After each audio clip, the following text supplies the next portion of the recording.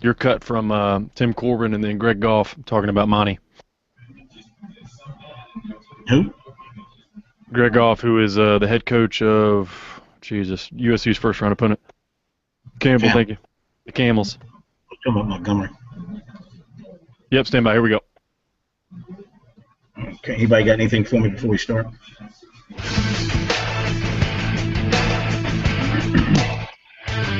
Live from Columbia, this is Sports Talk on the South Carolina Radio Network. Be a part of tonight's show. Call us at 800-956-7266 or email talkback@sportstalksc.com.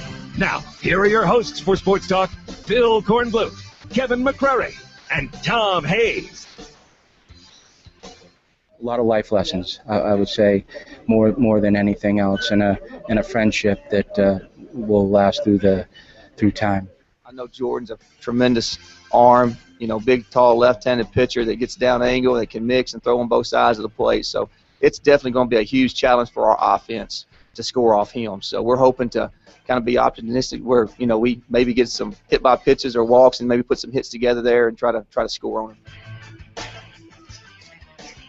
Well, all the talking is over with now. It's time to play ball tomorrow as the NCAA regionals across the country will get underway. Today we bring you the best coverage of the regionals in Columbia and here in Nashville. Good to have you with us on this Thursday edition of Sports Talk. A beautiful afternoon here in downtown Nashville, not far from the Vanderbilt campus, where we spent most of the day watching all the teams work out and talking with many folks, including you heard from Tim Corbin. We'll hear from Jack Leggett tonight. We'll hear from George Horton. We'll also hear from some of the Tigers, Kevin McCrary, Professor Tom Hayes, the state man. They're back in downtown Columbia. K-Mac, you were over at USC much of the day today for the press conferences over there. We'll hear from the Gamecocks as well as from their opponent. Yes, we will. Campbell, the Camels of Campbell. One of 8 teams to win 40 or more games in each of the past 3 seasons, so no slouch of a program by any stretch. We'll learn a little bit more about them later tonight and get more from Chad Holbrook. We talked to him at length last night, but he had some other insightful things to say as the Gamecocks get set to play another home regional, one of the more impressive baseball streaks that you'll hear about on any level, really. The fact that the Gamecocks have won 27 straight postseason games at home going back to the 2002 seasons, never have lost a postseason game at Carolina Stadium. Now, I know I'm speaking in jinx terms for baseball people who are superstitious, but it's still remarkable what they've done. It's interesting to note that normally a stadium would have a long old age smell to get a streak like that. This stadium looks like instantaneously it became a house of horrors for opponents in postseason as soon as the last brick was laid. Well, because a pretty good team takes the field there as the home team. Yeah, and that has it's hard to beat do the with Gamecocks.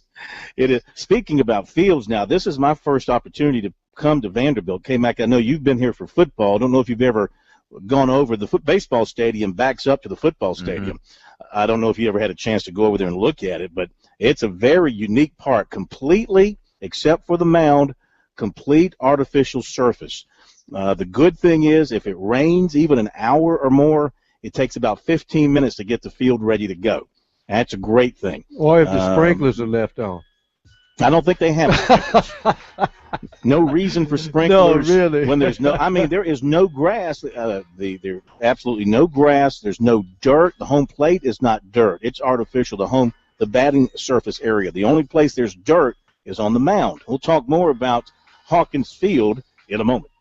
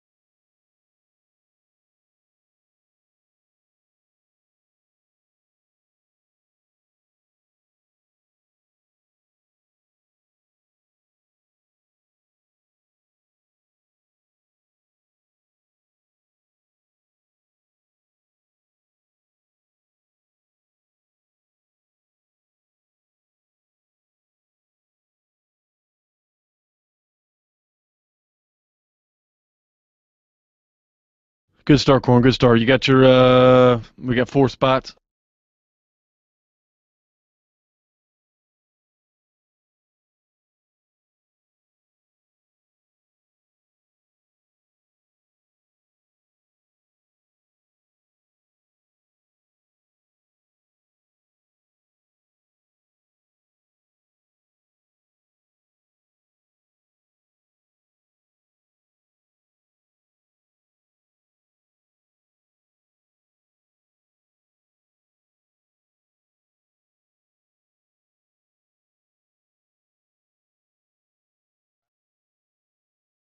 Well, that's good old TMZ stuff there. I have no idea.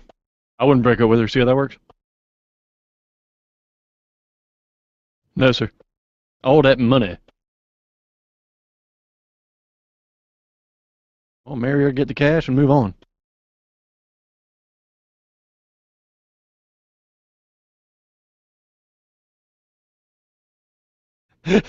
Whoever's watching us on Google just loves the kind of guys we are. Them's is jokes, people. Jokes. Hey, cherry on top.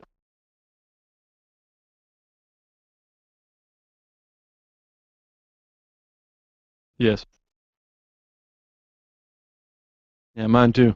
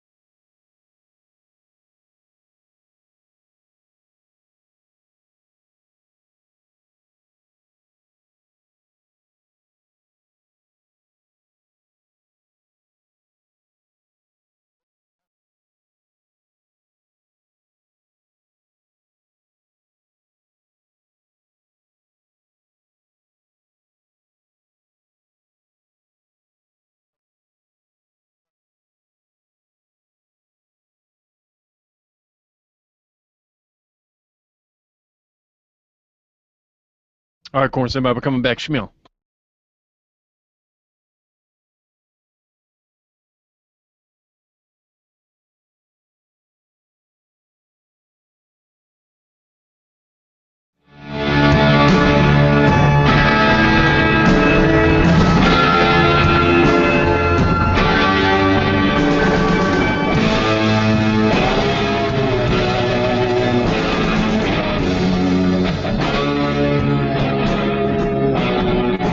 All right, we are certainly full of it tonight as we try to bring you the best coverage of the regionals anywhere. Don't think you'll find it any better than what we've got for you as we are in Nashville and we are in Columbia to cover the regionals. K-Mac was over at USC today, so we'll hear some things from there, and we'll have plenty of stuff for you as well from here because we have the little extra angle here of Tim Corbin and Jack Leggett and their long-time relationship. I want to go back to what I was saying about the playing surface here at Vanderbilt. It's completely artificial except for the mound. It's a very tight bandbox kind of facility with hardly any foul territory. So you're going to get a lot of extra at-bats, a lot of extra swings because a lot of the balls that might otherwise be caught in bigger facilities are going to go into the stands here at Vandy. And, of course, they have the quirky left field. It's 310 feet down the line in left, but they've got the high wall similar to Fenway Park, but it's not straight across. It angles away after about, I don't know, maybe 15, 20 feet across. It angles away to make the park a little bit deeper, gives it a little bit of a cavernous area back there. And the wall is it's made of tin or aluminum or something. It has no bounce to it. If a ball hits the wall directly on the fly, it's just going to drop straight down. Now, there is cement down at the base of the wall. If the ball hits the cement, it has an opportunity then to bounce in some weird direction. So those left fielders, like Garrett Bolware, are going to have their hands full dealing with that in this regional. This Oregon team, talking with Coach Horton, Horton, of course, a two-time Coach of the Year at Fullerton State. He's got a lot of confidence in this team. Fourth time they've been in a regional in his 6 years. They won the Vanderbilt Regional in 2012. And they've got very good pitching. They play that small ball with a lot of bunting and advancing the runners, trying to force you into mistakes on defense to get them the extra base, the extra run. Clemson has spent a lot of time this week working on defensing that, working on fielding bunts, throwing to the right place, the infielders knowing exactly where they're supposed to go. They have spent a lot of time on that, so they will not be unprepared for that tomorrow. It will be Crownover starting for the Tigers on the mound tomorrow. John McGibbons will start at first base because of his defensive abilities. Gives the Tigers a bit of an advantage there, they feel like. Tyler Krieger remains out as far as playing in the field. He will continue to DH. He probably won't play in the field at all the rest of the season. May have to have surgery on that shoulder after the season once the MRI is taken and they get a look at that.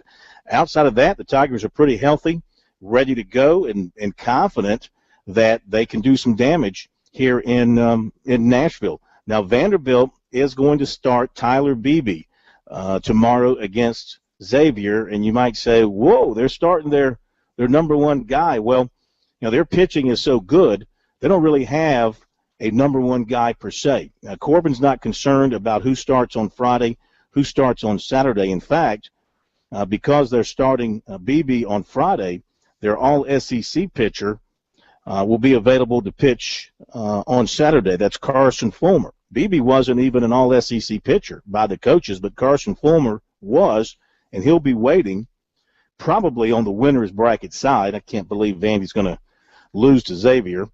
He'll be waiting for either Clemson or Oregon on Saturday. So you're going to see a great pitcher, whether it's Beebe or Fulmer, on Saturday. And, of course, Clemson will have Gossett ready to go, and they hope it'll be in that winner's bracket showdown against Vandy. Tigers are staying at the Marriott Hotel right at the stadium. I mean, their walk to the Vanderbilt to Hawkins Field is about 500 yards. So they have a very convenient place to stay, and they had a really good workout today, and they feel real good about their situation here in Nashville. K-Mac, what about some of the things coming out of the press conference at USC? Well, yeah, a lot of these teams, it's always neat to see some of these teams like Maryland and Old Dominion, who haven't been in the postseason in a long time, real long time for Maryland, 43 years, go into Carolina Stadium for the first time, because it really is a testament to college baseball. I mean, Carolina Stadium is an impressive ballpark on any level below the major leagues in terms of a facility. So to see the wide eyes of the players and coaches when they check out that top flight facility is always intriguing. But these teams are handling it like a business trip. They expect to win. They're going in it with the opportunity that they believe to do something special. Maryland, even though they're not playing South Carolina, their coach, who, by the way, I'll let you take a crack at it. Corn, do you want to take a crack at the Maryland coach's name? Yeah, I know it has an S and a Z and a C. It does. All mixed in there. Yeah, S-Z-E-F-C. You want to take a swing? KFC. I would say one, either the S or the Z is silent. I'm going to say Zizik. Wrong. I'm going to say, hang on a second. I'm going to say Zyke. Wrong. Pro, What you want is to take a cut? Spell it again. S-Z-E-F-C. First name John. It's Polish. No kidding. Think about Coach K. Yeah. Might give you a little hint. Oh, it's got the sh in there. There you go. Now you're closer. Shusha. So it's shusha. It's Chef. Chef. Chef. John Chef. Yeah, he said the worst it was ever pronounced was back when he was a player in the 80s. One of the PA guys called him Cheech. John Cheech. Okay. That's funny. Anyway, we all That's learned funny. how to pronounce John Chef's name, second-year coach at Maryland. Okay, so he's cooking up something good at Maryland. But So he this is mentioned, chef. that they would love to snap the Gamecocks' 27-game home win streak. He knows that they have to beat Old Dominion tomorrow to do that, but he was very excited about the possibility of perhaps ending that streak. Old Dominion, some of their players actually were recruited by USC pitching coach Jerry Myers. So that's an interesting storyline. There's always these interesting storylines. Corn has the one with the Jack Leggett coaching tree, and that's one with Jerry Myers and his old team that he couldn't get to the postseason, but they finally get in. And, the Gamecocks have been to 6 College World Series since any of these teams were last in the postseason. So they have the experience advantage, they have the home field advantage, but as you will hear Chad Holbrook say, it doesn't matter what kind of advantage you have if you don't play well between those two white lines. So we'll hear more from him coming up. Also, we'll hear from Campbell coach Greg Goff in our segment coming up. How does he spell golf? Goff. Just like Ray. Goff. Just like Ray. There was one injury of note I forgot to mention with the Clemson baseball team, the program. SID Brian Hennessy suffered a cut to the elbow in a recent stumble and fall to the earth. It was wrapped up today, but he's a right-hander. It's on his left elbow, so he's still okay. He's a right-hander. Baseball Brian. And I thought that was just, as the brackets were coming out, or he was looking, Sunday night at the projections, and Clemson was, like Aaron Fitt and, some of these high-profile baseball writers had Clemson on the outside. I thought Brian might have just thrown himself off the balcony of his apartment, but I'm glad. Well, it might have happened that's a good point. He didn't say exactly when it did happen. Yeah, I think we need to do some investigative reporting there. In all seriousness, I do want to mention that Brian was recognized by COSIDA, which is the organization for sports information directors. He was recognized for his work with the notes and everything with Clemson and the media guide for the Tiger baseball team. So a little shout out there to Baseball Brian. Well, tell me this, Oregon, the artificial surface, is this a springy surface where maybe they'll have some problems putting down those bunts, or it deadens real quick? Talking to some people who have played on the various types of surfaces, this one is a faster surface. And it is worth noting that I was watching the Oregon team, not that this means anything, it can happen to anybody, but I was watching the Oregon team take some infield and some BP, and one time I saw the Oregon first baseman, his feet just slipped right out from under him as he went to make a move to field a ground ball. So, but yeah, this is a fast surface. The ball will really scoot on this artificial surface. So the slap hitters and guys that can get the ball on the ground in between the infielders, they're going to have a chance to get some base hits because that ball's going to scoot through the infield and get to the outfield in a hurry. Okay, we'll be back. More sports talk in a moment.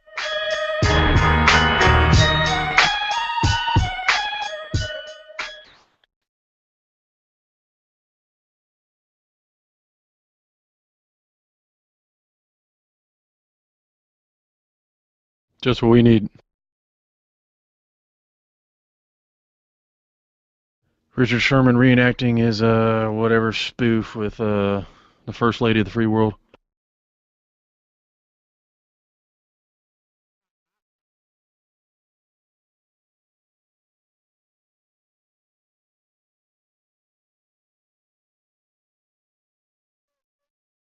Yeah, Bart Scott. All right, I've got all my audio here. No mic, so we need, I don't know when you want to start squeezing this. We obviously got a lot, though. Don't forget all your spots, too. We got 4 of those things.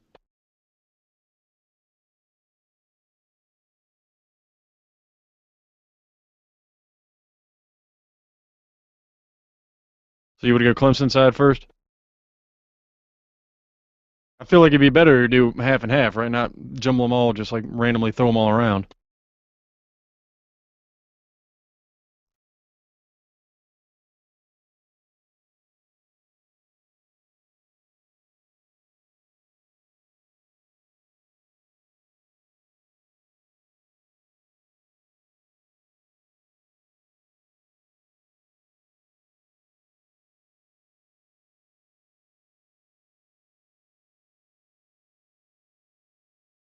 Golf.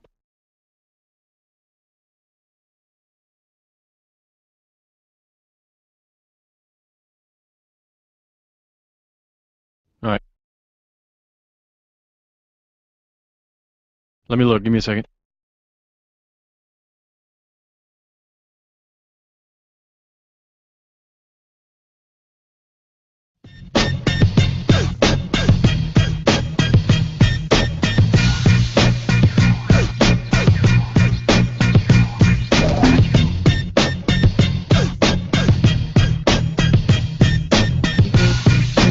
Good to have you with us on a Thursday night here on Sports Talk. And, of course, we hope you've got us over the airwaves over one of our fantastic affiliates all across the state of South Carolina. Should you ever lose us, you can always hear us on our website, SportsTalkSC.com. Even if you can't find us on iHeartRadio for one reason or another, of course, we're always streaming the audio and video of the show at SportsTalkSC.com. So make sure you have that in your smartphone in case you need to resort to that to find us. But, of course, you can also get us on iHeartRadio, our Greenville affiliate, WGVL, and our Myrtle Beach affiliate, WSEA-FM. The website is SportsTalkSC.com. Twitter is at SportsTalkSC. Make sure you sign up to follow us on Twitter. We'll be tweeting from the games, USC and Clemson games over the weekend. All our post-game coverage on our website, SportsTalkSC.com. And on Facebook, it is Sports Talk Radio Network. That is how you can find us every night here on Sports Talk. Update a few news notes here in just a moment. I want to tell you about something big that is just getting bigger and just hitting South Carolina, the HIT family of instant games. There are a total of 4 tickets in this family. Play for your chance to win up to $200,000. It comes to you from the South Carolina Education Lottery. Louisville Slugger, All-American team announced today. And only one player from the state was selected.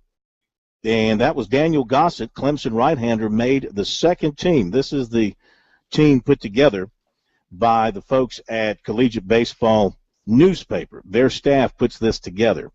So no one else from the state made this squad. I do not understand the lack of national postseason recognition and also regional recognition for Grayson Griner at USC.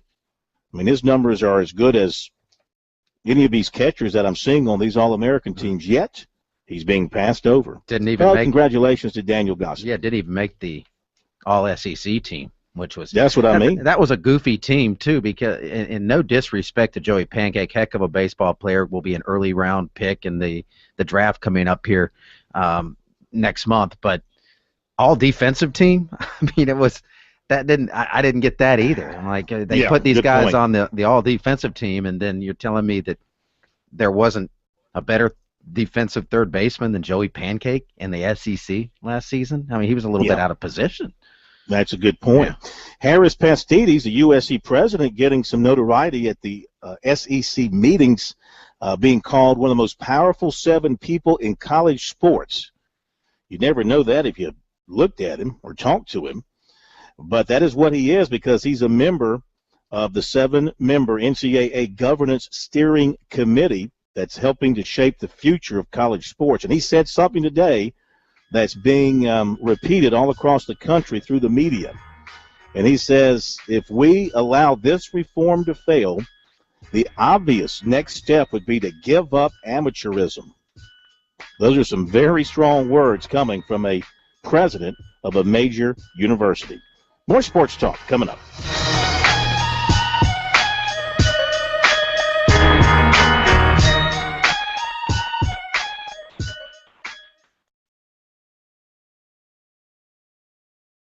All right, Corn, I'm cleaning up Chad right now, and he is roughly 7 minutes. I'm going to knock him down a little bit. I'm getting rid of a few of the spaces here. Well, is it possible to work Chad and Campbell, the Campbell coach, in the same segment? Doubt it. Let me look at golf here. I mean, we just had Chad last night. I'm going to have to cut golf regardless because he's 6 minutes and some change. Why don't we cut Chad down and just get the real pertinent stuff in? We just had him last night. Okay. So I cut it. Yeah, I mean, I'd cut him down from 22 minutes to what it was. To Chad? Yeah, you're taking the stuff that I put in there, right? Just chop more from that. But there are some places in there you can probably do it towards the end of both of them. Maybe we can get both of them in together. That'll save. You want to try to get like 4 minutes of each? Yeah. Okay. I'll let you kind of you can handle that. So you want to do those here, correct? In this segment? No. You want to go Clemson first. Corbin, that's right. Yeah, we're going to start with we're going to start with Corbin. All right. Because that'll be good for ESPN college baseball analysts don't believe the Gamecocks will win the Columbia Regional this weekend. Your thoughts about Somebody having picked Clemson to go to the CWS? Let's see what they say here. Must have been David Pollock. 6 of the 2 seeds, Alabama.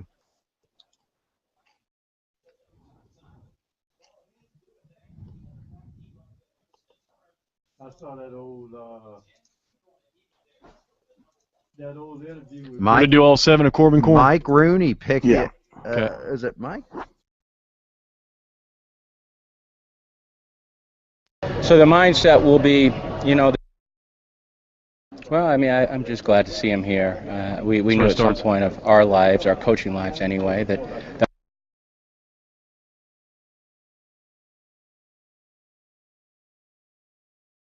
You would do Jack at 45?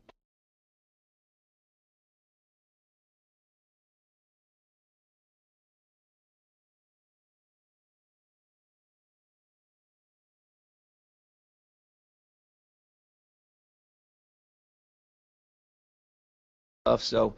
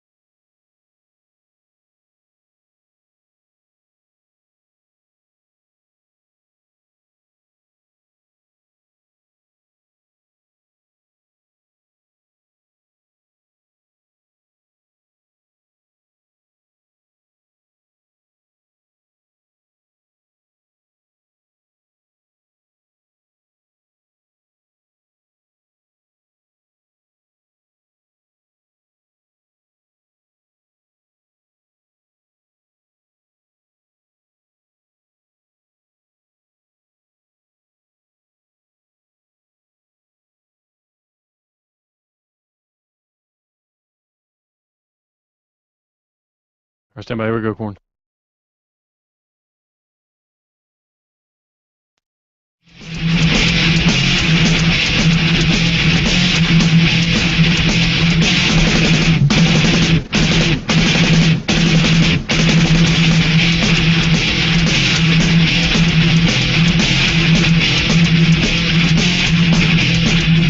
Back we are, Sports Talk, Thursday nights. The night before, the baseball regionals across the country get underway, including in Columbia and right here in Nashville, 1 o'clock tomorrow afternoon. Clemson and Oregon will get things started here, followed by Vanderbilt against Xavier. We're going to dive into our coverage leading up to these 2 regionals right now, beginning with the stuff here in Nashville for a little bit. And, of course, as we mentioned, this is a regional that has a couple of different angles to it besides what's going to happen on the field. It's the first time that Tim Corbin and Jack Leggett have ever faced off against one another in baseball. You know, Jack had Corbin on his staff. He had O'Sullivan on his staff from Florida, and the head coach at Michigan. They were all on the staff together at Clemson at the same time. That's pretty good and tells you about some of the assistant coaches that Leggett has produced over the years. I had a chance to talk with Tim this afternoon over at Hawkins Field, and I asked him, what it felt like to him to have his good friend and mentor coming in to this regional. Well, I mean, I'm just glad to see him here. We knew at some point of our lives, our coaching lives anyway, that was a possibility, and it's never happened before, and we've never been in the same tournament before. So now we're in the same tournament, and who knows whether we play each other or not, but it's just good to see him again and good to have his team here. I mean, I think for both of us, the fact that we're playing at the beginning of June is always a good thing. What happens from this, no one knows, but it's just always good to see him around. Are there a few things that you took from your time with him at Clemson that you use now as a head coach and running your program at Vanderbilt? Yeah, of course. I mean, I think when you're around a guy for 9 years, you pick up a lot, unintentionally and intentionally.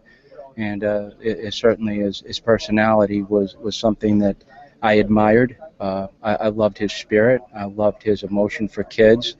I loved his deep-hearted passion for kids, and that took root for certain. The baseball part of it, yeah, of course, whether it was ground ball mechanics or whether it was philosophy on hitting or offense, and then all the things that life has to deal with during that time, the things that happened to him during that time, the things that happened to me during that time. There was a lot of things we shared. So it's a lot of life lessons, I would say, more than anything else, and a friendship that will last through time. I'm sure it had to bother you greatly when there were rumblings during the season. They were struggling a little bit. Some of the fans, a lot of the fans, some of the media getting antsy about what's going on with Clemson baseball and talk about his job security and things like that. I'm sure that had to get under your skin. Yeah, I mean, it's bothersome because that he's put himself in that position because of how well they've done. It's just the other side of a successful program that you get from being a winner. And then when your program continues to win but might not win at the same win level, then people say, well, why is this happening? And I just think that's common. That's what you sign up for when you coach. I mean, that's part of it. You're going to get second guessed. People are going to have their own opinions. But as both he and I know, the people that are with you are the ones that matter the most. And those are not necessarily the people that speak to the public. It might be the people that speak to you personally that can keep you grounded and keep things in the right perspective. And the thing that has been admirable about Jack Leggett is his strength when things go the other way. He's always been a master of being able to change that around and take the positive out of a negative situation. So he can withstand anything. He's a tough man. He's a tough-minded man. So I know he'll get through anything. All right, let's talk about your team. Rugged end of the season. You lose the series here to South Carolina. You go to Hoover. You lose 2 games there. How about restarting and re-energizing this team for the regional? Yeah, I think we can do that, and I think we can do it easily. I think the thing that I needed to do with them, Phil, is just put everything into perspective in terms of who we were losing to. And what we were losing was games to very good opponents, whether it be LSU, whether it be Ole Miss, whether it be South Carolina, as you mentioned, and the one game to Florida. I mean, the last 10 games were 5-5, but we were going through the gauntlet right there. There were a lot of credible teams and teams that are top 8 seeds. So I think the one knock about the SEC is that sometimes it can make your team feel like they're not as good as really what they are. And it's important to put things in perspective at that point, just to say, hey, listen, we're still good. Don't let the SEC drown your thoughts of really who you are. It certainly tests you and it gets you ready for anything, but at the same time, it can give you information sometimes that you don't need, some feedback. It's helpful and sometimes not helpful. This ballpark certainly has plenty of quirks to it. How much of an advantage is that for you guys being here in this place, knowing the ins and outs? Maybe some. I mean, there's turf. It's fast. It's got an odd angle to the left field. But I would say outside of that, Phil, it plays pretty symmetrical. It's a big yard. It plays to the pitcher, which, in our opinion, is good. And it's got a nice backdrop. It's a modified Fenway Park, if you will. There's not much foul space, so balls that are shanked away from the line are going to leave the yard, and there's not much room to do much of anything unless the ball's in play. So I like it. Now, Oregon plays on turf. Jack doesn't. Jack's got more ground than we do on the foul side anyway, and Xavier, I haven't been to Xavier's ballpark, so I can't comment. But I just think familiarity with us obviously is helpful. Just the fact that we're here and can play on it. With the completely artificial surface field that you have, how quickly do you get it ready after a rain delay? How quickly does it come back to life? Yeah, that part's amazing. I mean, it can rain for a good hour, and I think within 15, 20 minutes you're ready to play. And that's the reason we have it. Those Nashville winters are a little bit different than the Clemson winters. And in order for dirt to come back around or grass to come back around, you would need some big-time dry time. And we don't have that as much in January and February, but that's why we put it in. It was just the ability to go on and keep playing through tough weather. But it should be a nice weekend, maybe some storms, but it'll just stop play for the amount of time that's raining, and then you play again once it stops. All right, what are your pitching plans for Friday? Yeah, definitely Beatty, Tyler Beatty. He's been our Friday guy all year. Not going to change anything there. And then after that, we'll probably go with Carson Fulmer. So I don't think anything will change. For this regional for us is just like the regionals we've been playing all year in the SEC. I mean, we've that's all we've done is play regionals, and I feel good about our approach to them and how we've played. So nothing will change from that point in terms of our pitching. Not that either one of you are looking past your first opponent, but Jack's going to hold Gossett for Saturday, whether it's you guys or Xavier that he's playing. So, but let's just say it's you guys. He'll have his ace ready for you guys, and you're throwing your number one guy on Friday. Yeah, I mean, I've always lined it up though, Phil, with our kids is, everyone's an ace, and I know that's might be coach speak, but we've never really. I told the kids early that there's no such thing as a Friday, Saturday, or Sunday starter for us, and there's no such thing as a 1, 2, or 3. So the mindset will be, the same. I mean, you got to play the game against the game, and whether it's a left-handed or right-handed thrower, you have to work with it. But as far as our guys are concerned, everyone's about the same. They don't have that ego where, okay, now we got a chance to win because our number one guy's going or our number two guy's going. I think they feel comfortable with them no matter who's on the mound. Any injuries of note? No, I think we're pretty good that way, and that's a great thing. Knock on wood. This time of year, you're always flinching that way because you've had 60 games that could put you in that position, and thank goodness we have not been in that situation. Outside of the mental injuries of the head coach, I think we're in pretty good shape, Phil. Tim, great seeing you. Good luck this weekend. Thanks a lot. I appreciate you being here. The mental injuries of the head coach. What a great sense of humor. Guys, he has done just such a phenomenal job at Vanderbilt. And remember when he was at Presbyterian and we'd have him on the program talking about things. He was promoting Presbyterian College as best he could. And look at him now. I mean, he's as good as anybody in the country. Well, it's good that, you look at Vanderbilt now and they have walking billboards, or I should say billboards all over the majors with pitchers. And so he's got a leg up on guys because he sells the academic standards at Vandy and the pitching there, and he's gonna out pitch you on most days, no matter for the last few years. Mm-hmm. Well, Tyler Beatty, first round draft pick of Toronto back in 2011, but he passed on that, decided to come play at Vanderbilt, and he has not hurt his draft stock one bit. We'll be back.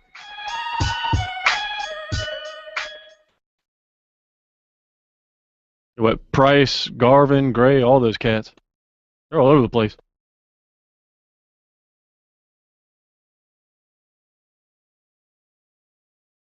The lefty, Mike Miners, 05? A little before that?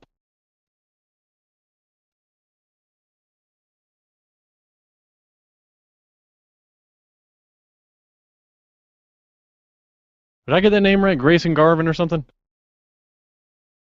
Kid that was there when Sonny Gray was, that won too? Okay.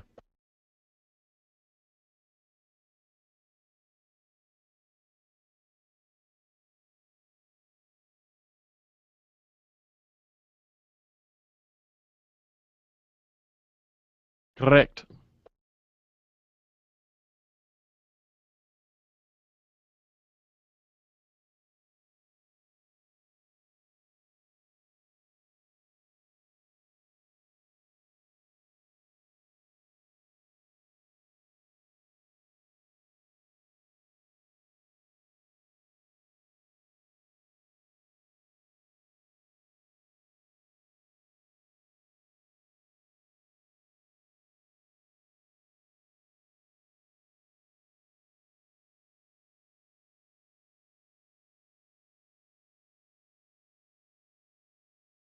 Well,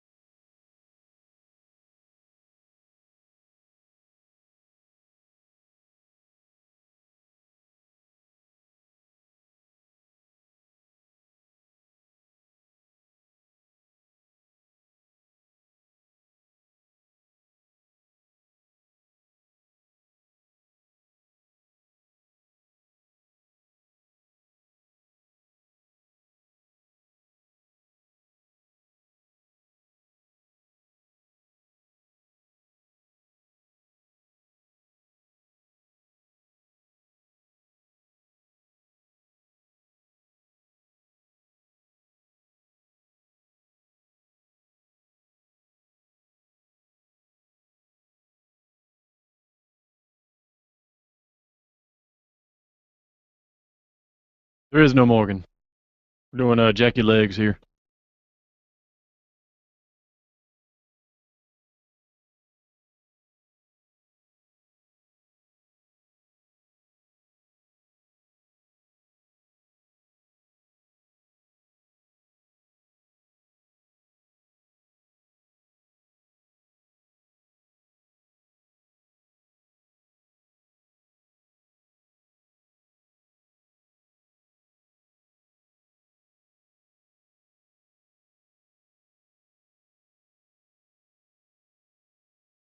I'm excited about it. This is a great venue here at the Vanderbilt, and got a tough field. You know, Is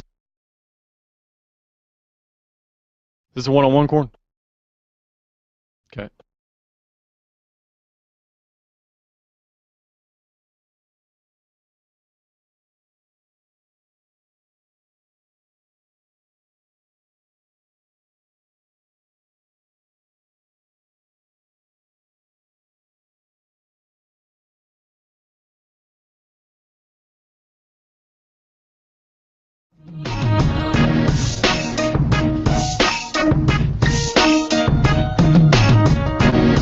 Okay, let's continue with our preview of the regional here in Nashville. We heard from Tim Corbin.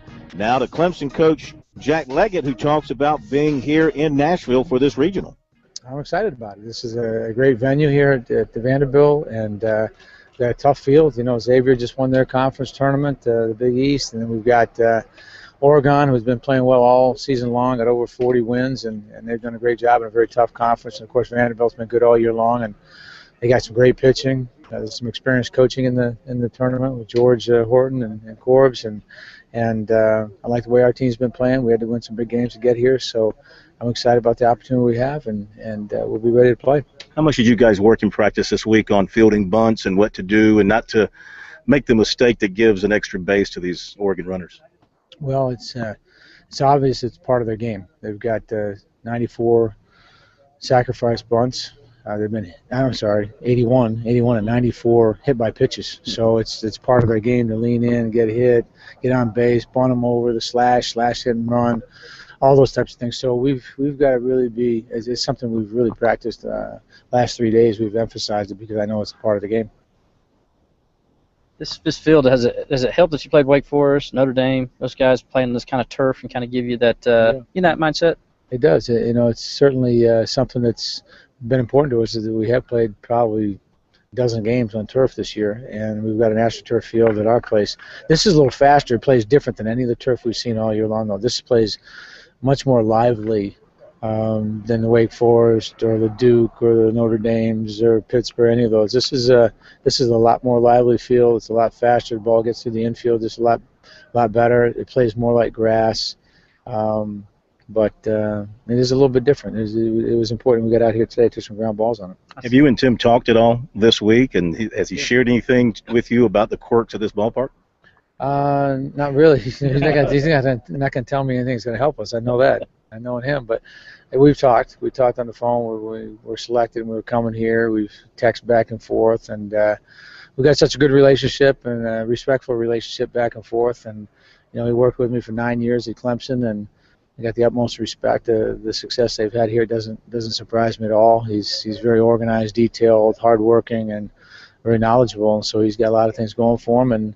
And we feel like I know that they're excited about having us here, but at the same time they're worried about us, and that's the way I want everybody to be, because we are a good baseball team and we've played some good baseball all year long. But every team at this point has got a chance to win. And so it's a matter of doing the little things, getting the big hits, making the big pitches, and playing good defense, not making any mistakes. And, this Oregon team is a good challenge for us because of the bunt game and all that type of thing. So we've got to be really sharp on the corners. Our third baseman, first baseman, pitcher, catcher, those guys have got to be really sharp. Second baseman's got to be where he's supposed to be all the time. So it's a big challenge for us, different kind of challenge. When you came here last year, obviously you weren't thinking that you're going to be back here playing. So when you came here to support him, it's sort of like a little scouting report for you, don't you think, that you kind of know how it plays? I'm glad I was here because I got a feel for what the field's all about and how it plays and how they play. And it was, driving over here, I was at least able in my mind to be able to picture what I was in for. So I think it was worthwhile, to be honest with you. And so I was think our players are excited without question. They're excited to be here and excited about being in the tournament and excited about the challenges that we have ahead with these three teams. Are you excited about that wall in left field? I saw you working Garrett with it. Yeah, I'm excited about as long as we're the one that hit off it. It goes out. If it hits off that angle going that way, that ball shoots right towards left center field. So it plays a little bit different, but it's exciting. I think anytime you have some different dimensions to a ballpark, it gives it a little character and it gives it a little bit more excitement than a normal field. Who starts at first for you tomorrow? McGibbon. He's just our most experienced defensive player, and he's gotten some big hits for us, even though we're facing a left-hander. And it's more about defense tomorrow. It's more about handling that zone right there between the pitcher and the first baseman, and so he's our guy tomorrow. Were you expecting something along the lines of a 2-1, 3-2 kind of game? I really don't know what to expect tomorrow. I really think, I've seen us hit and really get things rolling and be on a great roll, and I've seen us have a little trouble scoring runs. But, they're the same kind of team. They're not extremely explosive, but they execute, do little things right. They know what their roles are. They know what their game is all about. And so we just got to keep them from, making the innings multiply a little bit. We just got to minimize any mistakes, and we got to be able to handle the bunt game and show them that we're ready for it. And I think if we do that, and Crownover has a good day, and we do some good things offensively, then who knows what will happen. But I feel good about what our chances are if we just play our game.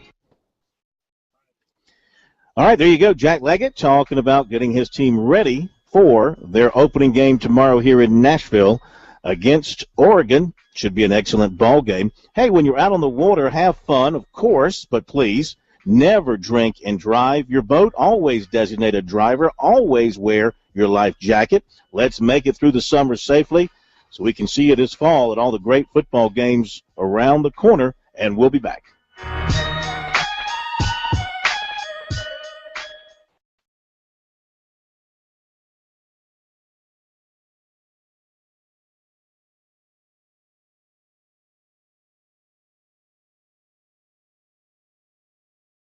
It's going to be a quality challenging of the Pope today.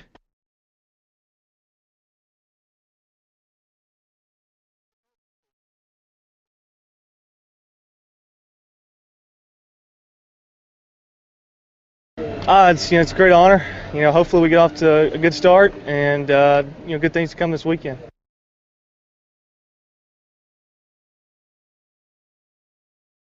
You have any idea what the television situation is for all the regionals? I think USC's ESPN3 relegated to nothing here.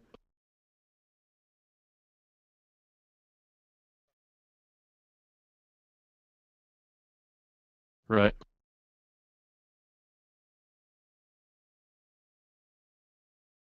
I think I'll pass on the Oregon game with my schedule, but I am pumped about some Vanderbilt/Gossett. Yeah, I'm working Saturday morning.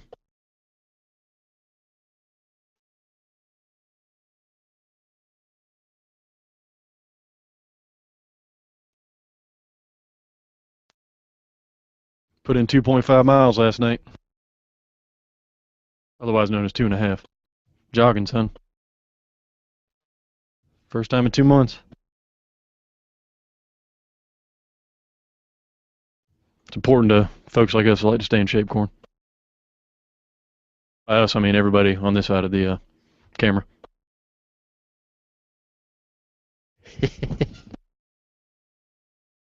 Correct, you're correct. Crown over here, I guess we're 2 spots down, only got 2 more to go. Doing well. Stand by.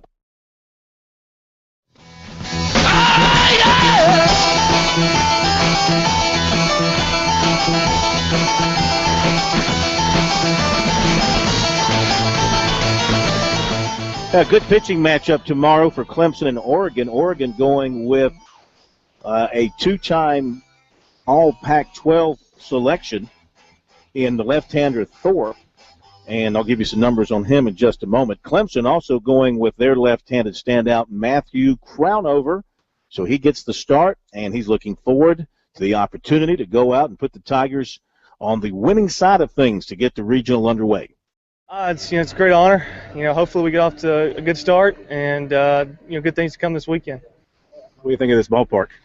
It's nice. It's nice. It's about 2 hours from my house, and they've got a great program here at Vandy, and this park is really, really nice. I think it's like the second or third year of their turf, so it's good. They've got a real mound like Notre Dame, but this is a cool place to go play at. You couldn't ask for anything better. Do you have to adjust your pitching style in any way because of this ballpark? No, I mean it's still 60 foot 6 inches. Still going to throw the ball in and out, up and down, and see if I can hit it. What do you know about the Oregon lineup, and how do you plan to attack those guys? They're a West Coast style team, so they're trying to play for one run most of the time. But I'm sure they swing it pretty, well when they get a good pitch to hit. So I guess it's my job to, not give them too many good pitches to hit.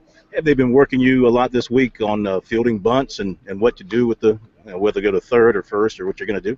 Yeah, they have, and it's you stop a lot of the bunt game or run game, you get the first guy of every inning. So that's what I've been concentrating on more than anything, is get the first guy every inning, and it takes away a lot of their opportunities. So whatever happens tomorrow happens, but we'll be ready to field a bunt, and my whole sole purpose is to get the first guy every inning. West Coast style, can you explain more what that means? Is it a small ball basically? More small ball, yeah. In college baseball, because they got the dense air out there, so they're going to try to bump for a hit with nobody on, square around and squeeze. They're going to safety squeeze. They're going to try to they get the defense come in on a they see the defense crash on a bunt. They're going to pull it back and slash it at you, kind of like a softball team would or something. But they're a good team. They know what they do well, and they've had a pretty good year despite some injuries. You feel any extra pressure being the starter tomorrow, knowing you staying on that winner's side of the bracket is so huge in these regionals? No, I mean I've pitched in a lot of big games in my life. Whether it be pitching for Team USA when I was 14 in the gold medal game, or pitching state final games in high school, or pitching at East Cobb in front of teams that were pretty daggum good, kids that didn't end up going to college. So I'm not too worried about it. I'm not cocky by any means, but I believe in what I do and what we do here at Clemson, and just hope that give our team a chance to win. Throw 7 or 8 innings, and at the end of the day, if I give our team a chance to win, I've done my job. Matthew Crownover for the Tigers, left-hander, and this season he's 8-6, 2.26 ERA. He'll be facing another left-hander in Tommy Thorpe. He's a 2-time All Pac-12 selection. He is their normal Friday night starter, even though they had a couple of other pitchers who went down with injuries, and they moved him into the Friday night slot. He's 10-4 with a 2.20 ERA. Should be a lot of fun watching those southpaws go at it. More from Nashville and more from Columbia coming up after the top of the hour break.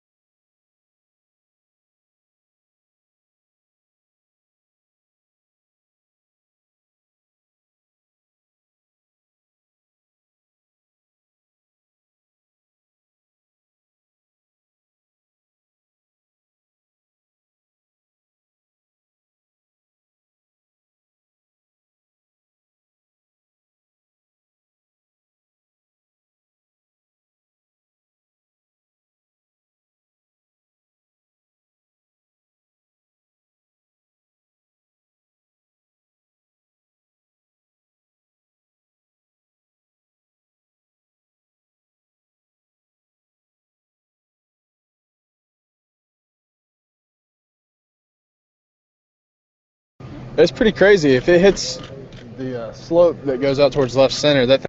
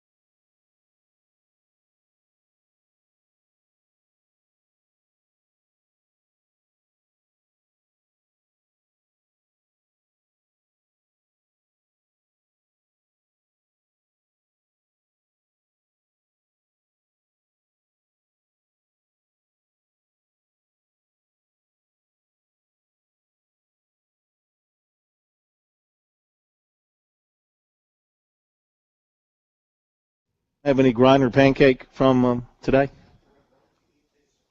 that we want to run? What's that? Do we have any grinder pancake that you want to run from today's presser? They were up there. No, they weren't that great. I mean, it wasn't good enough to piece together. Okay. How about from yesterday? Any other players? Gamecock. I'd like to run one Gamecock player. No, we ran. We only ran. No, we only ran. Yeah, no, we ran Schrock. Didn't we run Schrock too? Or did we just run Schrock Bright? and Bright. Yeah, we ran Schrock and Bright yesterday. We ran them both yesterday. Yeah. They were the Those injured are the two guys. I got Montgomery, but he was worthless, obviously. Got to bring it down. Hold tight. Yeah.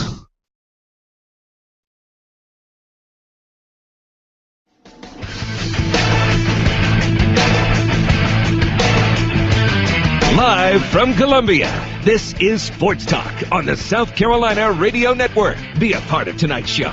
Call us at 800-956-7266 or email talkback@sportstalksc.com. Now, here are your hosts for Sports Talk, Phil Kornbluth, Kevin McCrary, and Tom Hayes.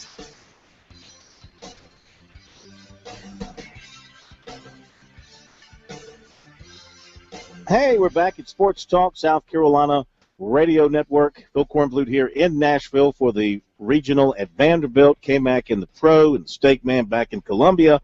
Gamecocks hosting their regional beginning tomorrow. We'll hear from Chad Holbrook and the Campbell University coach coming up here in just a few minutes. But one more piece from the Clemson side of things, and we talked about the left field wall here at Vanderbilt at Hawkins Field. It's only 310 feet down the line to that wall, which is made out of aluminum or tin or something. It's not a hard wall, and the balls hit off of that and drop. As I mentioned before, if they hit off the bottom there, the base where the cement is, it could cause the ball to bounce in all kind of different directions. Well, the Clemson Tiger who will be roaming out there in left field is Garrett Boulware, a converted catcher. And he was asked this afternoon about preparing to play the position and having to deal with the effects of that wall. it's pretty crazy. If it hits the slope that goes out towards left center, that thing can run all the way. I mean, I was chasing balls down today, like it had me out there hitting balls off it the whole time. So if it hits the wrong spot, that thing can run for a little bit. So you got to play the angle right for sure. Could that be a nightmare for you? Thinking about that tonight? No, I'm not even going to think about it. I'm just going to get out here tomorrow, and I'm going to see the ball, and if it goes to that thing, I'm just going to start running. So, when the ball hits that thing, it really deadens it. I mean, it doesn't give you much of a bounce back. Well, the wall doesn't, but if it hits the concrete on the bottom, that thing bounces off pretty hard. So you just got to look and see what it bounces off of and just play it like that. Of course, your hope is there won't be any balls hit off that wall. I have confidence in my pitchers, so hopefully and I'm sure our coaches will put me back there knowing that I'm not fastest left fielder in the game, so they'll probably put me back there, and I have a feeling my pitchers will do a great job, so hopefully no balls will get over my head. There's a lot of dents on that wall, though. Yeah, there sure is. They're absolutely. I noticed that today, but I'm hoping it's just a bunch of guys out there practicing hitting the balls off it, just like I was. Yep. Go ahead. Well, I was going to say, do you know much about Thorpe, the left-hander you'll face? I do not. I mean, I know he's a lefty. He throws pretty well. He's got pretty good numbers, and he's going to be a challenge. He's a real competitor, and but specifically his stuff, not really. I'm sure he's got a good fastball, curveball, and changeup, just like most lefties. So find out tomorrow. This is obviously your third year in the tournament now. Does it feel nice that you get to go someplace different now? Absolutely. I mean, everyone wants to come to Nashville. Nashville's a pretty cool city, and I'm excited to just kind of go walk around and see everything. And but yeah, I mean, the tournament's going to be fun. I mean, getting to play Vanderbilt, I've never played them before, and never played Xavier. I mean, I know everyone wants to play Oregon. Everyone's just always curious to know what they got. And so I'm really excited. I think it's going to be a lot of fun. I think we'll do really well. I know we didn't win the ACC tournament, but we got a lot of momentum coming from that, so I think we'll do good. Oregon's probably got a lot of cool gear, don't they? Yeah, that's what we were all looking for. We were looking for all the highlighter stuff, and it was pretty cool. It was just a different look. All right, there you go. Garrett Boulware, Clemson left fielder. He's the one who's going to have to deal with that wall if anybody can take a pitch from Matthew Crownover and get it out there. And we'll see how the Tigers and how Boulware fares with that tomorrow afternoon. Coming up, we'll hear from the Gamecock side of things as they get ready to face Campbell. Back on Sports Talk in a moment.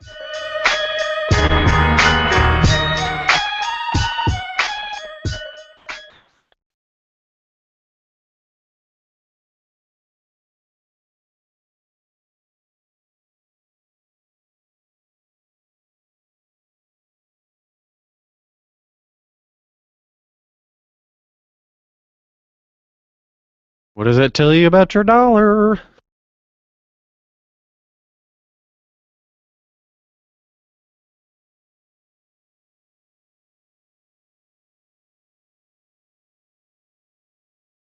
There's a strong correlation between the two.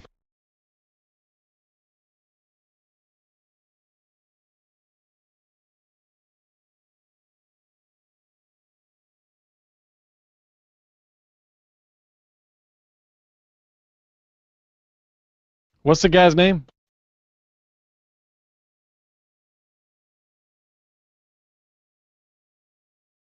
How long ago was he a CEO? Funny, you got him and Paul Allen and I guess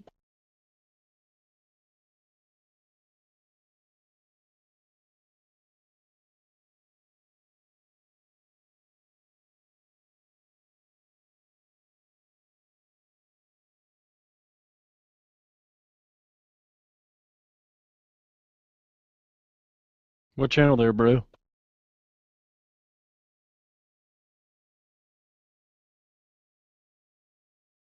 She plays for You La La.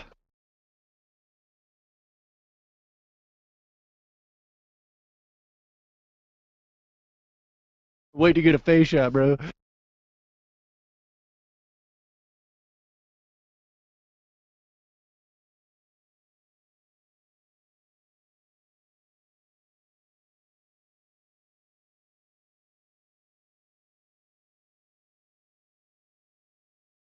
She keeps getting railed.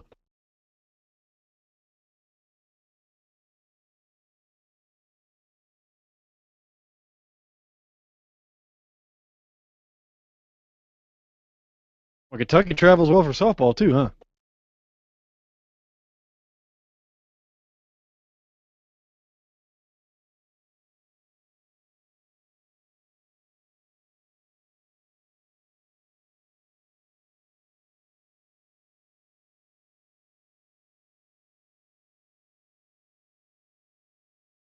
Mercy? I don't know.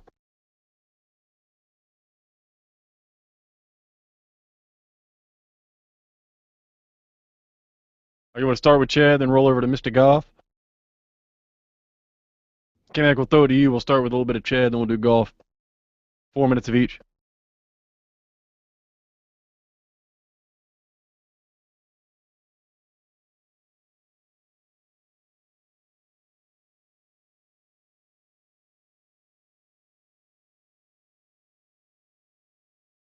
Still waiting. Still waiting. We're doing man things in the studio. There we go.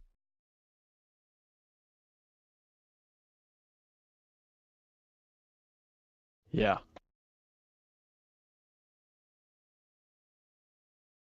Those producers are smart.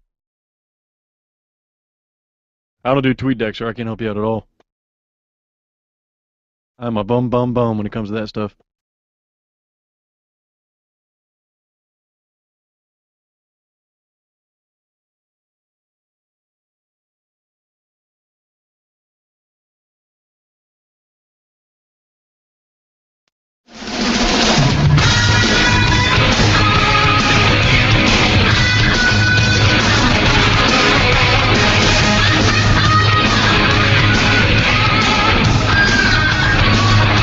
Looks like we have a buyer for the Los Angeles Clippers. The LA Times is reporting the former CEO of Microsoft, I think it's Steve Ballmer, is going to spend $2 billion with a B, $2 billion to buy the Clips. Monopoly money. Yeah, they got plenty of it apparently to toss around. Los Angeles. I mean, the Lakers were valued at $650 million less than $2 billion, but I'm sure their value just went up. Every team in the NBA's value just went up. So another rich old white dude replacing Donald Sterling. That guy, you know, what a great parting gift. We're taking your team from you. Here's $2 billion. See you later. Go have fun. Yeah, go have fun. Of course, the wife's going to go to anger management. Yeah, he's only going to get $1 billion. Half of it. Yeah, he's only going to get $1 billion. Darn. She's going to get another $1 billion. So there you go. Yeah. All right, let's go to your coverage of the Gamecocks and their opponent, Campbell, K-Mac. All right, let's do that. Yeah, the Gamecocks getting ready to take on the Camels, and I'm not going to make any references and puns about getting over the hump, but Chad Holbrook certainly is not taking these guys lightly. Well, it's great to be involved in the NCAA tournament, and obviously to be playing at home is not only a tremendous accomplishment for our players and coaches, but everybody involved in our program, and getting to host an NCAA tournament regional is no easy task, and we're proud of our players and excited about the opportunity that's in front of us. We know that Campbell's a really, really good team that's won a lot of games, and they're going to come in here expecting to win. They won 50-plus games a year ago, obviously 40-plus this year. They're very, very well coached. They're a team that's going to expect to win. It doesn't really matter who they're playing, and we understand that. And our guys are excited about the challenge. We know that the other three teams in this regional, or all three of them, are capable of beating us if we don't play the way we're capable of playing. So we know we have a tall order in front of us, and we're excited about the challenge and the opportunity to be playing in the NCAA tournament, to be playing at home, to be playing in front of our fans, and we're excited about getting the tournament started. Sort of the same thing for you in terms of being able to swing the bats consistently. How much difference will it help if Schrock and Bright are healthy enough to really contribute? You know what Schrock can do, but also to avoid those pitfalls like Grayson talked about where you seem to scuffle some games, some series. Well, we hadn't scuffled too much when those two guys have been in the lineup. We had to try to piecemeal some things together when they weren't in there. We certainly are a little bit less formidable offensively without Max in there and Connor. They're two of our better hitters. I think Max is close to being 100%, so we're excited about getting him in there. And Connor, I don't think he's 100% yet, but I think he's ready to go. So even if they don't perform, even if they don't get hits, I think it boosts our morale because we have some of our better players in the lineup. And with that being said, I'm also very, very comfortable with what Patrick Harrington and Gene Combs done. I don't think we're sitting here hosting a regional without the performance of those guys. So I told them all we're going to put a starting lineup on the field, but that doesn't mean there's somebody on the bench that ain't going to help us win. And don't get discouraged if Gene's not in there or if Patrick's not in there. They might help us win the game late because I'm very comfortable putting them in there in a tight spot. So offensively, I feel good about our team. When we were clicking earlier in the year, and those guys were healthy, I thought we had a darn good offensive team, and hopefully we can rekindle some of that magic. Coach, you had talked about after a little bit of a flat performance in Hoover coming back and really kind of putting the wheels to the grindstone from a practice standpoint and getting those guys fired up where they're ready to go take it out on somebody. Did that happen? Well, we practiced well. All I could do was, set some practices up, practice hard, come down here with a good attitude, try to get better, rest, get our injured guys healthy. I think we accomplished all those things. That doesn't guarantee you you're going to play well tomorrow, but I think we're as prepared as we possibly can be. Campbell also feels very prepared. They had an outstanding season, winning 40 games, 18-8 in the Big South. One of two teams that made it into the tournament. Liberty, the other team, with Coach Jim Toman. But the Camels and their coach, Greg Goff, getting set for the Gamecocks tomorrow night. Well, we're really excited about being here and coming to Columbia. What a beautiful facility and great fans. And we're really excited about representing Campbell University and coming down here and and having a chance to play on Friday night against one of the best teams in the country. Same question for you, Coach, that I asked earlier. What do you feel like y'all's biggest key for success is tomorrow night? What do y'all have to do well, exceptionally well? Well, I think we got to get comfortable in an uncomfortable situation. That to me is what we always talk about. Baseball, whether it's in front of 8 or 10,000 or whether in front of 80, you got to get comfortable in uncomfortable situations to be successful. You can't make the moment really bigger than what it really is. I think the key for us tomorrow is being the 4 seed and playing such a great team as South Carolina. I think we have to just stay in the moment, do what we've been doing all year, be comfortable in big situations, and don't make it more than what it really is, and just relax and play. I think if we can do that, I think if our kids can stay in the moment like that and do the things we've been preaching all year, then I think they'll be fine. I'm really excited about watching them play and really excited about other people watching them play. Last year we got a lot of notoriety, but didn't really get a chance to get on this stage with the players that we had last year, and so we're really excited about an opportunity for the people to see how we do things. Coach, is kind of a homecoming for one of your guys. Could you just talk a little bit about Brooks and, kind of what he's meant to your team, especially down the stretch? No doubt. I thought Brooks played a tremendous games in a tournament. Really thought the difference. We put him in, I think, the second day and started him at second because kind of been of a kind of fluctuation of players there. And he stepped right in. He looked great. He played great defensively. Didn't have a hit, I don't think, that day. And then you could see him starting to get comfortable as the tournament went along and really played great, especially the last day. So he's been a big asset for us, especially at second. Been a young guy from this area. I know when we recruited him, he talked about having a chance to come back home and playing, and he's going to get that opportunity tonight or tomorrow night. Greg, I know you've played at East Carolina, at North Carolina. Yes, sir. Any concern about being intimidated at all by the atmosphere? Well, I think it's I think if you let it get to you, sure, But I think our guys are pretty keyed up. We went through a lot last year, guys. We went through a lot from the day of the selection show. These guys have been through a lot, and I think they're mature. I think they're ready, prepared, and I really believe they're ready for the moment, to be honest with you, for sure. Coach, do you know much about the pitcher you'll be facing tomorrow night, Jordan Montgomery? Just a little bit. We started looking at some video of him and stuff, so it doesn't matter who's throwing for Coach Myers. You look at their numbers. He's one of the best pitching coaches in the country. I've known him for a long time.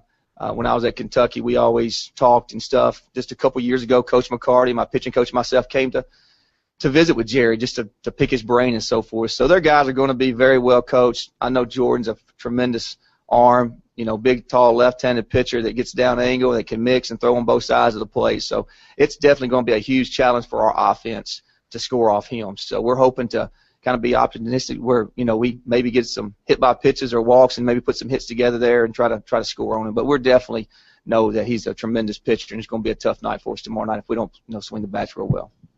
What's it say to you about South Carolina's program? They've won 27 straight NCAA tournament games at home dating back to 2002, and just kind of going up against maybe that tradition. Sure. Well, with Coach Tanner starting this thing and Coach Holbrook and them guys continuing, it's a tremendous program. Like I said, I brought my coaches down here last year because I respect them so much and what they do. Not only the coaching, but the integrity of the men they are. I have a lot of respect for them and what they've done. But, sometimes a win streak has to come to an end. Maybe it'll come Friday night. Well, you know what? A win streak does have to come to an end at some point in time. And Campbell, it can be a tough out for South Carolina because one thing they do, a lot of patience at the plate, as has been well documented. The number of times their guys have been hit, 122. You add in the number of walks, 157. That's 279 free passes, K-Mac. That leads to a lot of scoring opportunities on the base paths.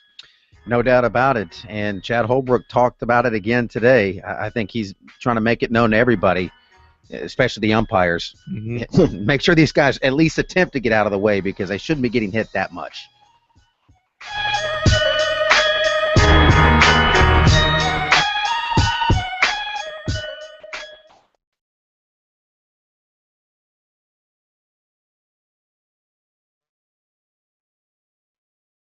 And if they don't, they have been turned into absolute zombies by an overlord from a different universe.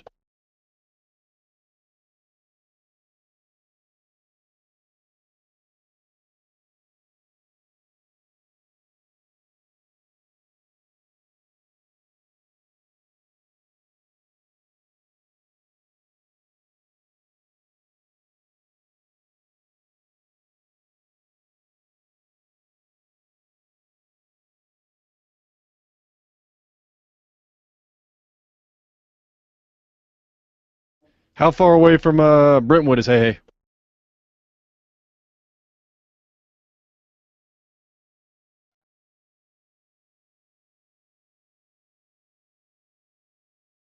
From Franklin? Historic Franklin?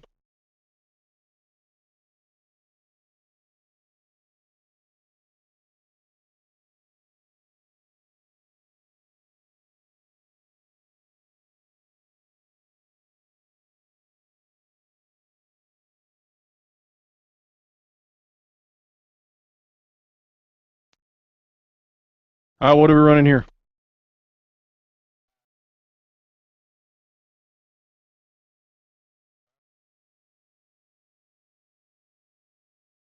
Okay, you want to save Gossett?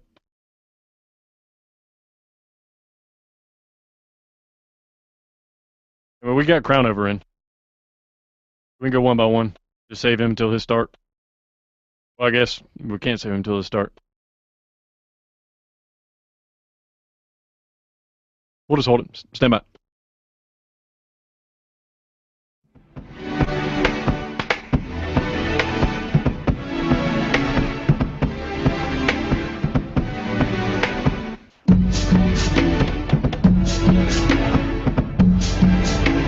Yeah, why can't they call the Women's College World Series the Softball World Series?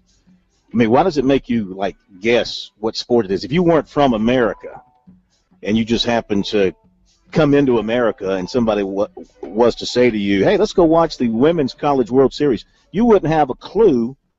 You mean the women play baseball? The women have a baseball World Series? Yeah, why can't they call it the Softball World Series? You could have a clue because if you go over to Europe and they say we're going to a football match, you knew they were talking about soccer. Right. Okay. So if you're coming here from, let's say, Botswana, and somebody said, hey, let's go watch that's not a country. I think that's All right. Botswana and Bosnia. You mixed If together.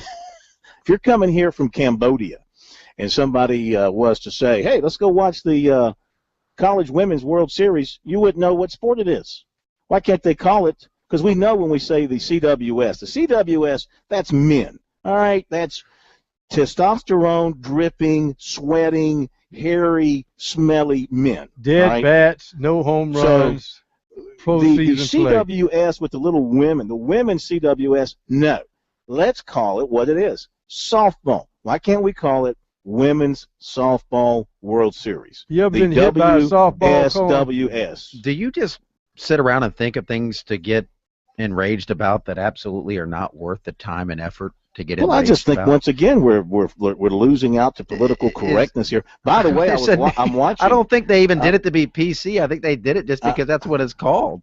The No, women's Final it's- Four. I mean, do they have They to? can't. I mean, They have to call. They have to treat it just like the men. No, Thus, it I is mean, political correctness. That's not. That's why I don't it's think it being has done. anything That's to the do way with you see political it. correctness. I don't.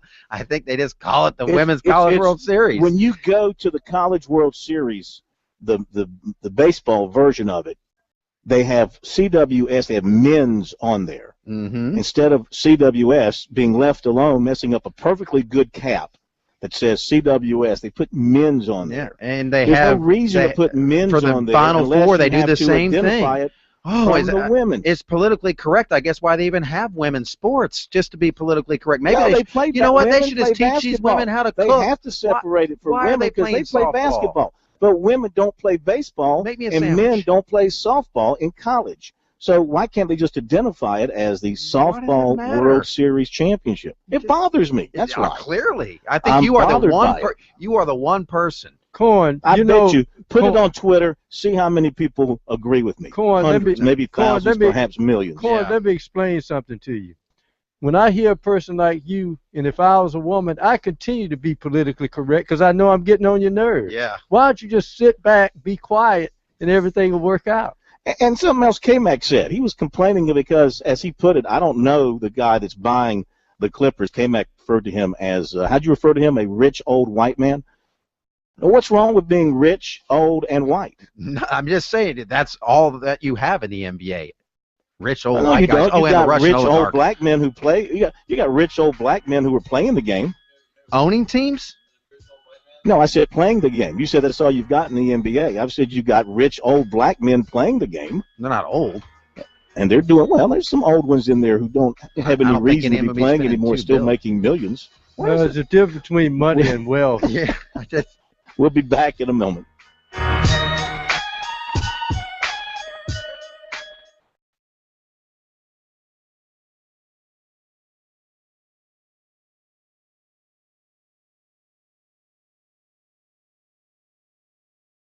It was definitely a Limbaugh-esque.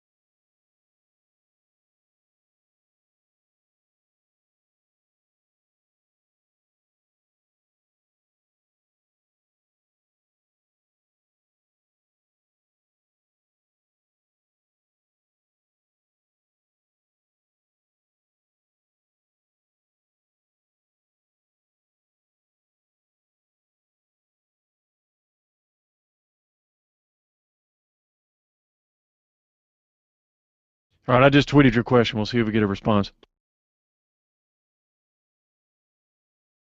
Corn wanted us to ask Twitter why the women's CWS can't just be called the Softball World Series. Anybody out there got an answer?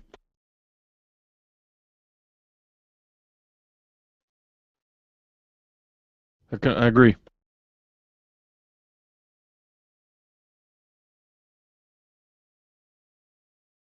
Are we doing Horton here, right? I don't think I've ever played so much audio in my life.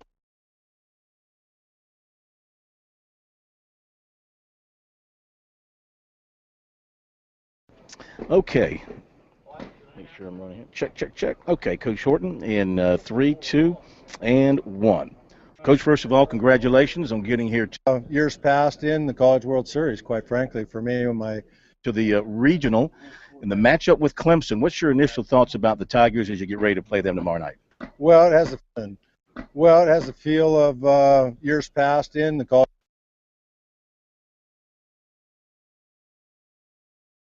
Well, it has a feel of years past in the College World Series, quite frankly. Thanks for having me on.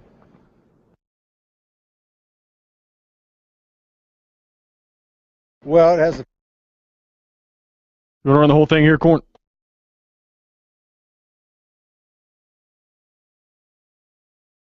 Text Banks?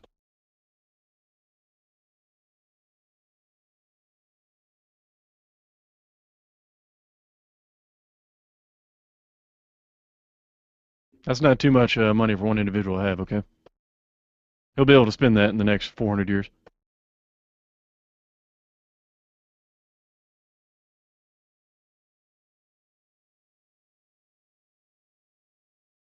Caviar and lobster every night. Who cares?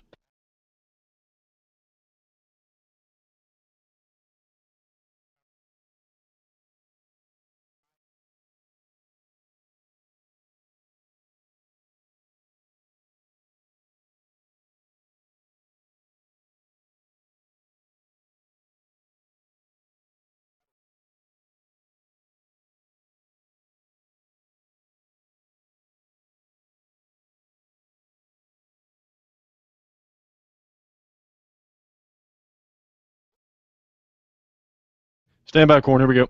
Spot me one more time here.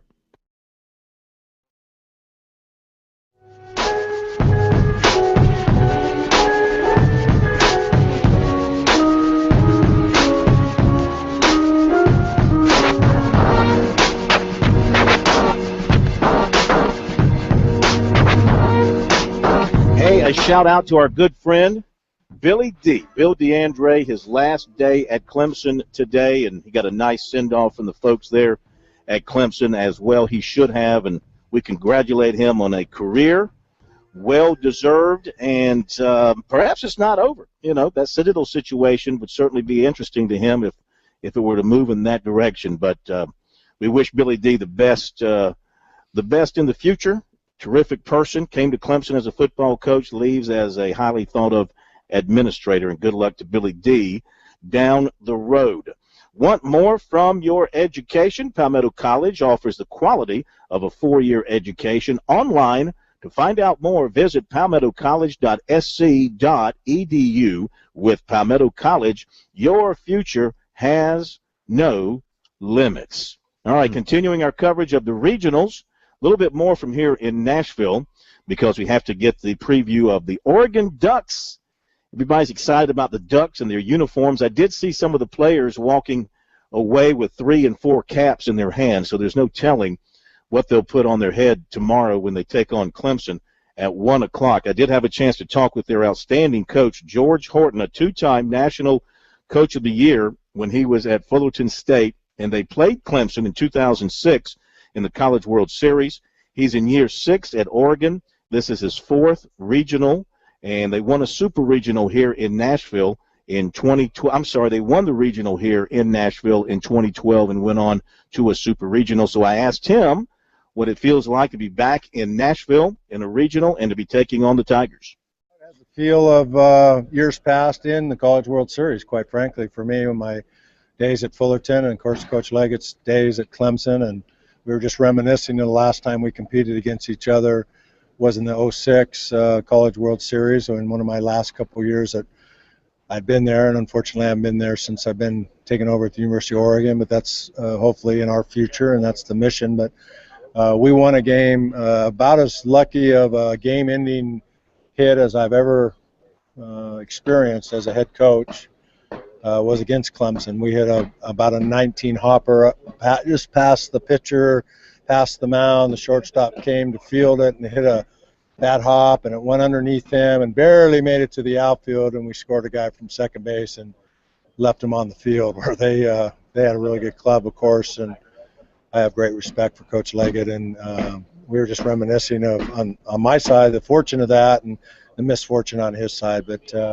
I do know he'll have a great ball club and very well coached, and they'll play hard, and my club hopefully will play hard as well. You know, we've been talking with him this week about your club, and he talks about that West Coast baseball, and you like to sacrifice, you like to play small ball, advance the runner, and take advantage of any mistake the defense gives you.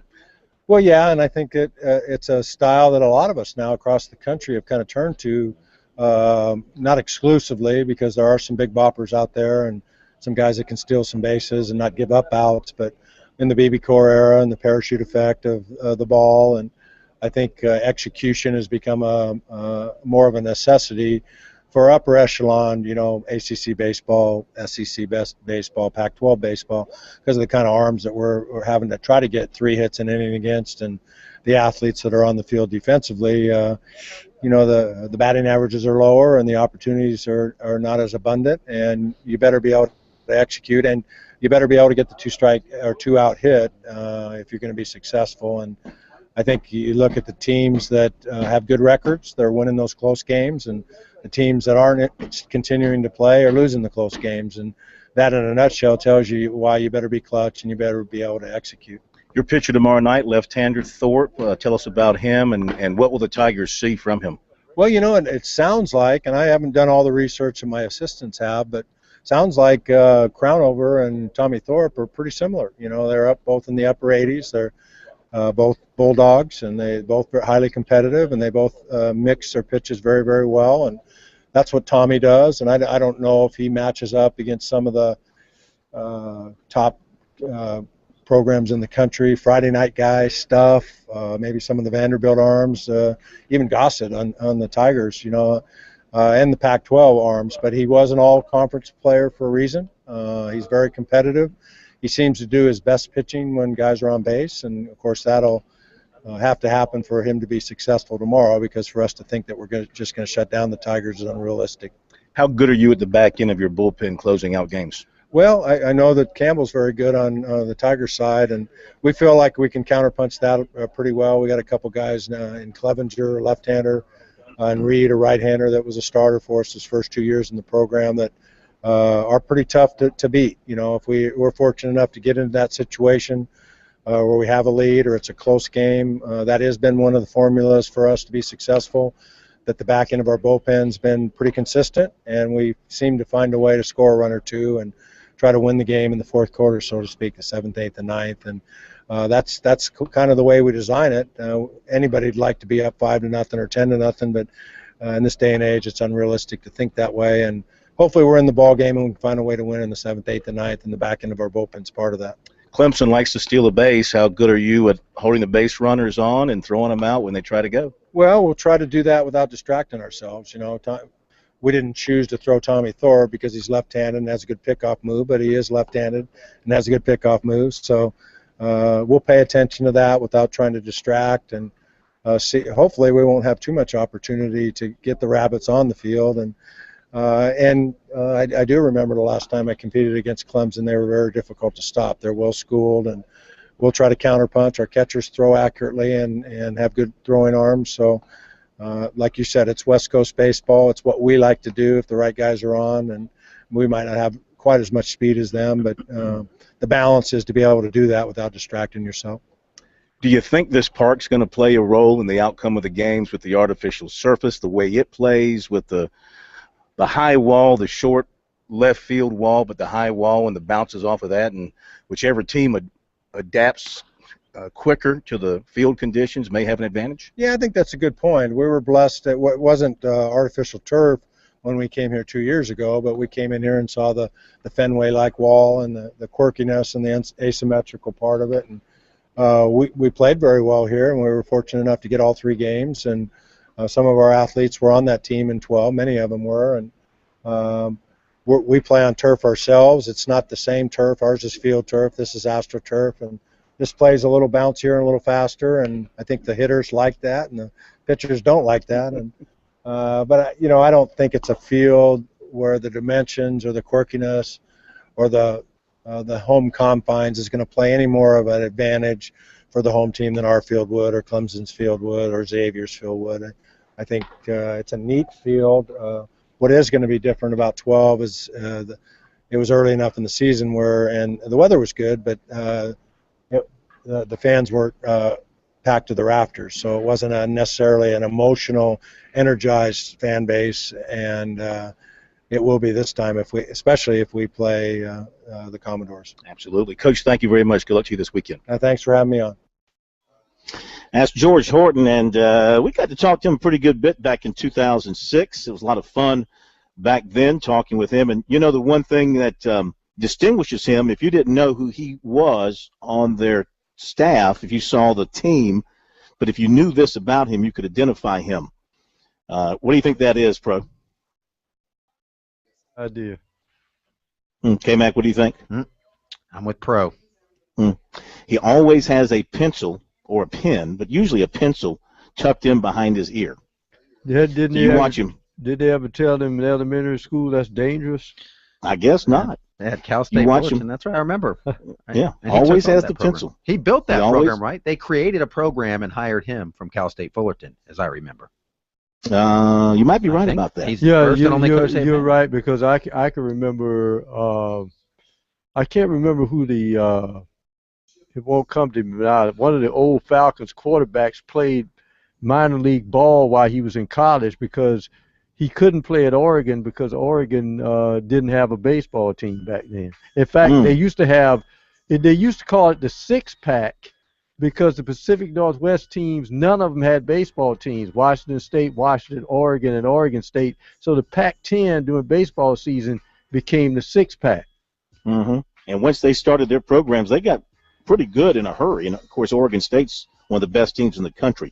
Okay, we'll be back. Recruiting and more coming up.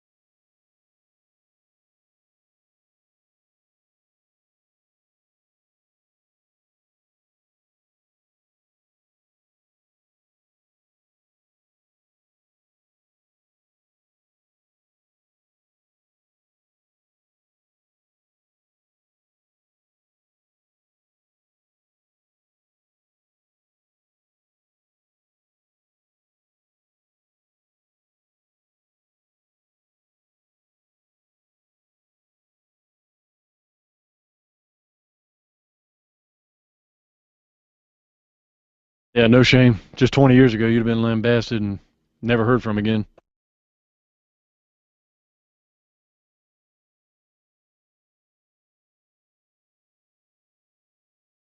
But it's about education, K-Mac.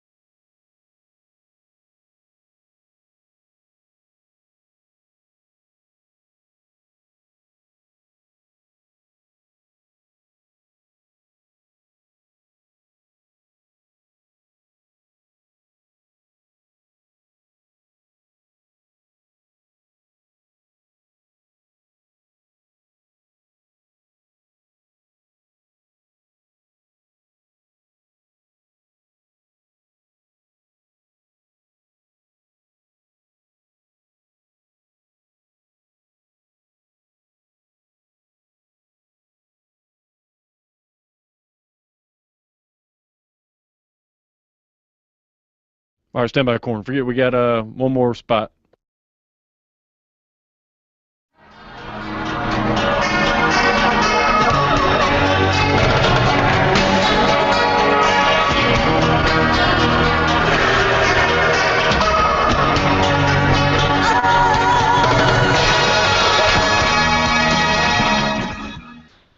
All right, coming up in just a moment, we'll give you the recruiting reports for the night here on Sports Talk. Don't forget now, tomorrow, complete coverage from both here in Nashville and Columbia of regional play. We'll have it all for you on our website, sportstalksc.com, and on Twitter at SportsTalkSC. Make sure you sign up and follow us on Twitter. Take us with you everywhere you go. You don't ever want to miss a night of Sports Talk. Now, if you're out on the water, you can take us with you on the water, but don't take alcohol with you on the water. Have fun, but please never drink and drive your boat. Always designate a driver. Always, always wear your life jacket. Let's make it through the summer safely so we can see you at the football games coming up this fall. Do you have something to say, K-Mac?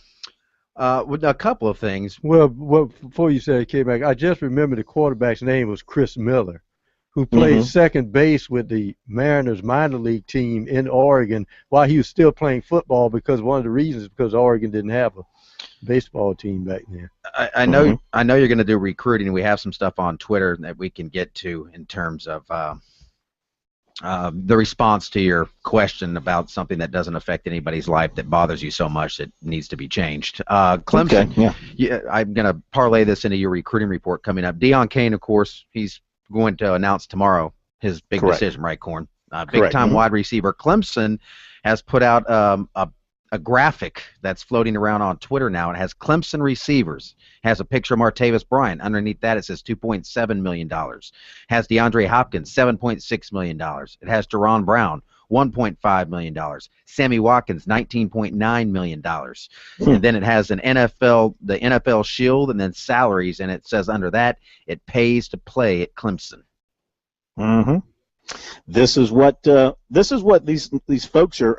I guess this is part of not just Clemson. I see this all over the internet with these schools now, and I guess the people they're hiring in their media department, in their athletic communications, whatever you want to call it.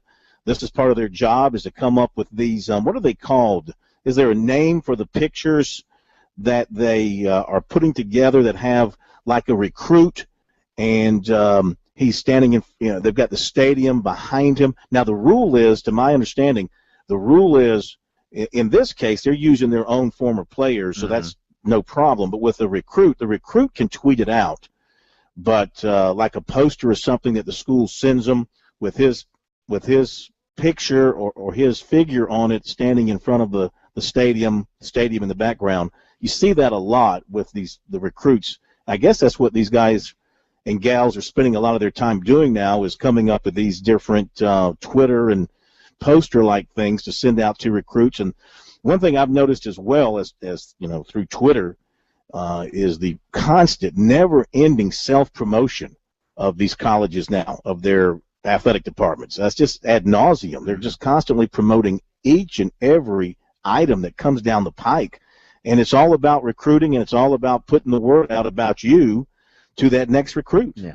And the marketing departments. Remember, we've seen the transformation from schools that are now in the media business. So this is all about getting their brand out there more and more, and they don't need anybody else to do it other than themselves. And I'll tell you, who's going to really be affected by that. Not people like us, because they phased us out or tried to marginalize us a long time ago. But these fan websites that have had that cushy relationship for so long, all of a sudden coaches are going to go, you know what?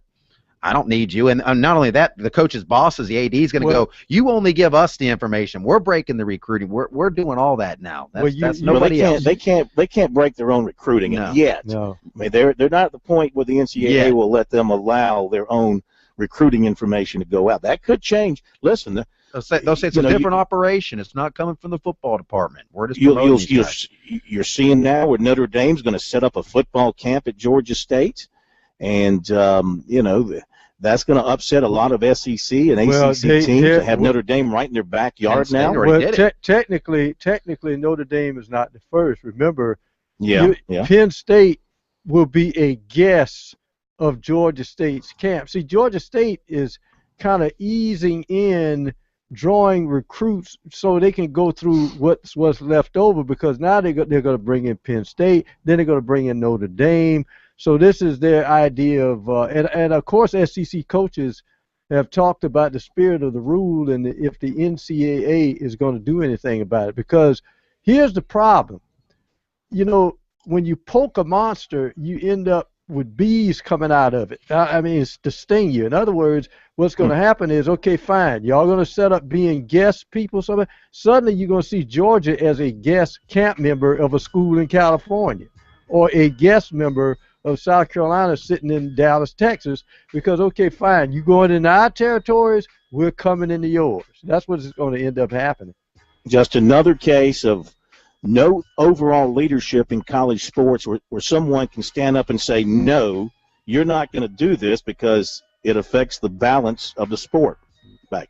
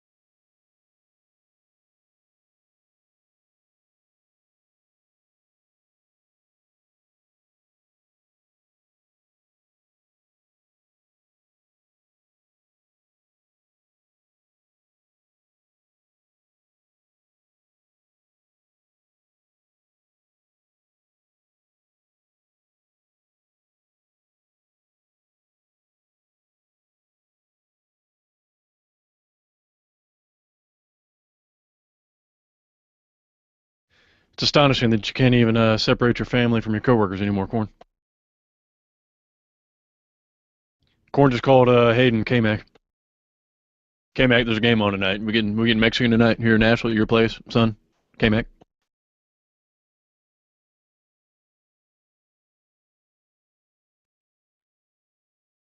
Yes, just recruiting.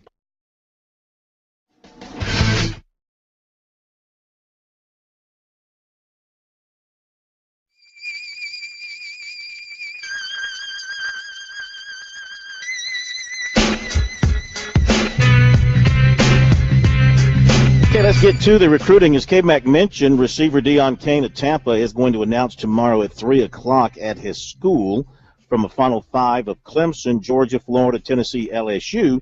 Talked with his coach, Jason Roberts, says he doesn't know the decision, but he knows Clemson's in good shape. He said on his gut instinct, 3 stand out for sure. He wouldn't be surprised if it was any one of these 3, Clemson, Florida, or LSU. He visited Clemson earlier this spring, and his coach says he left with a very good impression of the Clemson program, and his mom went with him, and she really enjoyed it as well. And he said Jeff Scott has done an excellent job of recruiting him. They like the offense that Chad Morris runs. None of the remaining recruiters involved visited this week.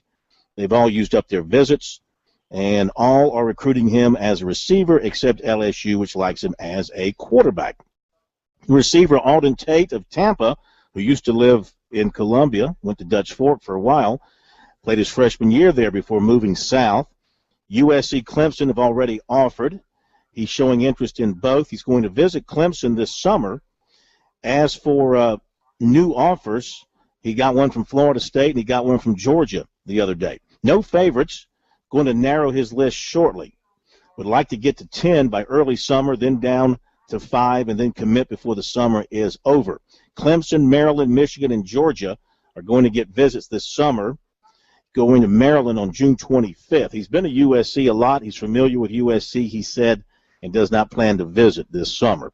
Quarterback Torrance Gibson of Plantation, Florida, announced his top 7 today. Clemson was on his longer list, but did not make the short list. Tennessee and Auburn are tied at the top, followed by LSU, Oklahoma, Ohio State, Miami, and Central Florida. USC today offered 2017 receiver Shi Smith of Union. He's a speedster. Kevin Melton, Spartanburg Herald-Journal reporting, 5'11", 175. Sean Elliott made the call with the offer. Smith also has offers from Appalachian and Towson. 35 catches, 425 yards, 2 touchdowns last season. He's run a 4.38 in the 40. And Brandon Sandifer, offensive lineman from Atlanta, tweeted out after his visit to USC yesterday, South Carolina's a very good school.